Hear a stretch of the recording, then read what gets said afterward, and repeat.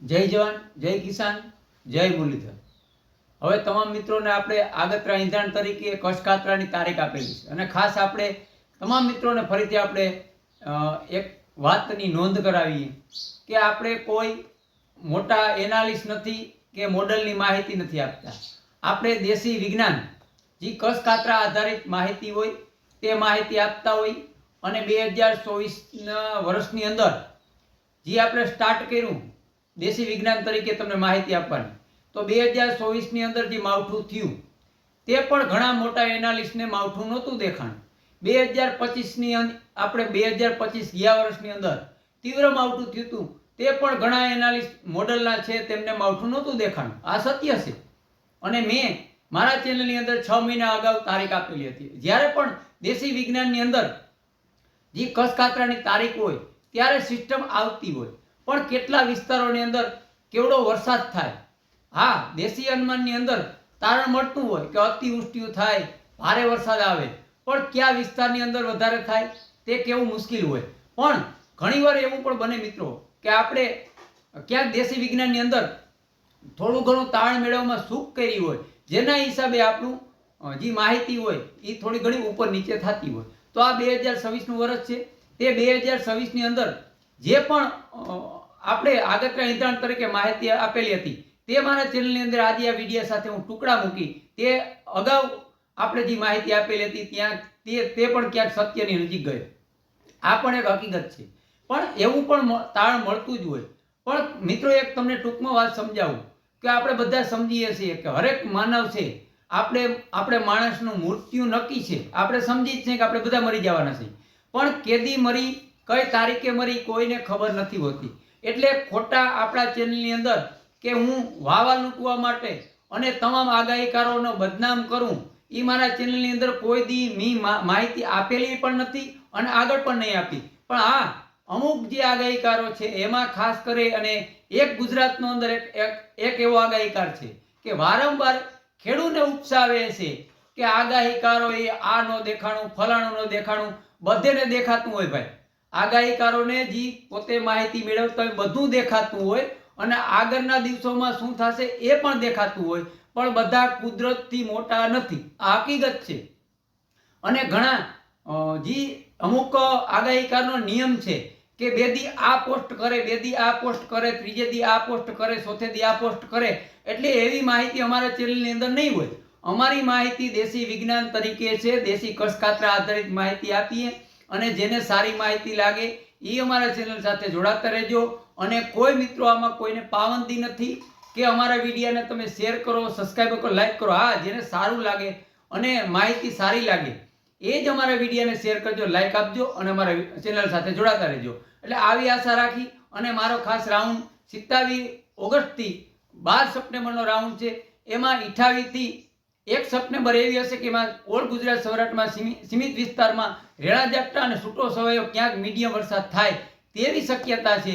પણ 3 તારીખથી 12 તારીખની અંદર સારામાં સારો કચ્છ થયેલો છે અને સારામાં સારો કાતરો થયેલો છે।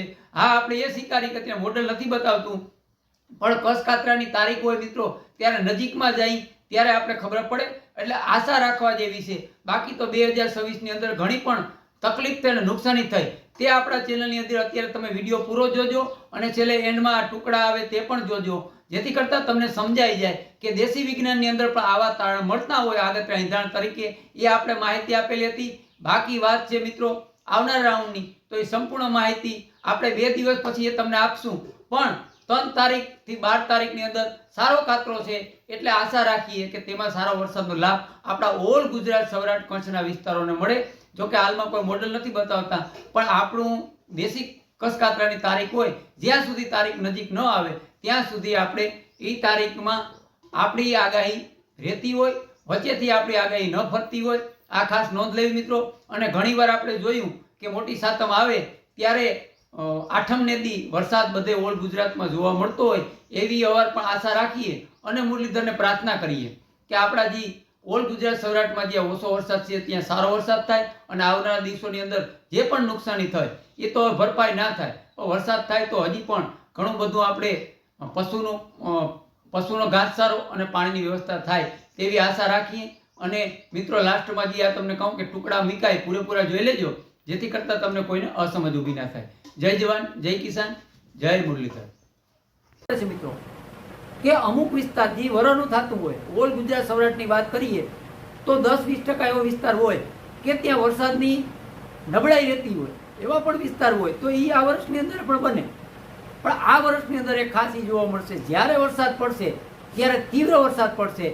મોટી હેલી નથી આ વર્ષની અંદર. 2026ની અંદર રાઉન્ડ છે, સાવંત્રિક રાઉન્ડ છે જુલાઈ મહિનાની અંદર. અને માહિતી દેવાનો કોશિશ કરું મિત્રો તો આ બધા અલ્નીનોની અસર બતાવે છે કે વર્ષોમાં નબળું જાય, ક્યાંક ને ક્યાંક દુષ્કાળ પડે તેવી ભીતિ છે. પણ મારા જે અનુભવ છે એ પ્રમાણે મને નથી લાગતું કે ચોમાસું જેવું આ લોકો બતાવે છે એવું નબળું જાય. હા, અમુક વિસ્તારની તમે ઓલ ગુજરાત સૌરાષ્ટ્રના 10-15% કે અથવા 20% વિસ્તાર એવો પણ હોઈ શકે કે ત્યાં મીડિયમ વરસાદ થાય. આપણે ધારી એટલો વરસાદ ના થાય. તો આપણે ગયા વર્ષમાં પણ જોયું હતું 25માં કે ઘણા વિસ્તારોમાં વાવણી પછી મહિનો સુધી વરસાદ નહોતો. આવી ઘટના બની શકે, પણ એમાં એવું નહીં સમજવું કે ત્યાં પણ દુષ્કાળ પડે. દુષ્કાળ પડવાની ભીતિ ઓલ ગુજરાત સૌરાષ્ટ્ર કચ્છમાં નથી. અને આગળ રહેધાણ તરીકે તો મારા અંદાજ પ્રમાણે આઠાણીથી અમુક વિસ્તાર હોય ત્યાં બારાની થાય, બાકી આઠાણીથી દહાની વરસ થાય આવનારું 2026નું, એવો આપણે અત્યાર સુધી અંદાજો આવે છે મિત્રો. પણ આગળ હજી જોશું, ઘણું બધું જોવાનું હોય. પણ અત્યારે આપણે ટૂંકમાં એટલો અંદાજો કાઢી શકીએ. આમાં આપણે 50% વાત લઈને આગળ હાલવાનું, હજી 100% નહીં. 100% આપણે અખાત્રીજ પછી તમને ફાઇનલ અપડેટ આપી દેશું આપણે ચેનલ દ્વારા. પણ એક આગતરા નિધાન તરીકે મિત્રો માહિતી આપું. પણ એવું પણ નહીં સમજવાનું કે કોઈ દુકાળ થાય એવી ભીતિ બિલકુલ નહીં રાખવાની. એ અશક્ય છે.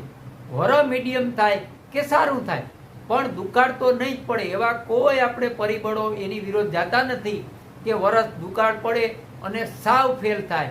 હા, અમુક વિસ્તાર હશે કે ક્યાંક ને ક્યાંક 2026નું વરસ કંઈક નવા રંગરૂપમાં આવશે અને ક્યાંક ને ક્યાંક આપણે આગાહીકારોને ગુમરાહ પણ કરશે.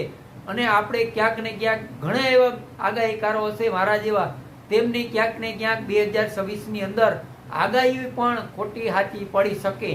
આવું વરસ ટૂંકમાં એવું એ રીતે વરસશે અને એ રીતે આવશે કે ક્યાંક આપણે બધાને ગુમરાહ કરશે, કારણ કે એની એન્ટ્રી અને શરૂઆત એવી હશે. એટલે ક્યાંક ને ક્યાંક આપણે પણ ભૂલ કરી શકીએ એવું 2026નું વરસ હશે. કારણ કે અત્યારના બધા એના તારણ એવા નીકળે છે કે કંઈક નવા રંગરૂપમાં આવશે 2026નું વરસ અને આપણે ઘણું બધું નવું શીખી અને શીખાડતું જશે. આવો મારો અનુભવ અત્યાર સુધીનો કહે છે અને તારણ હું કાઢતો મિત્રો એવું આમાં જોવા મળે.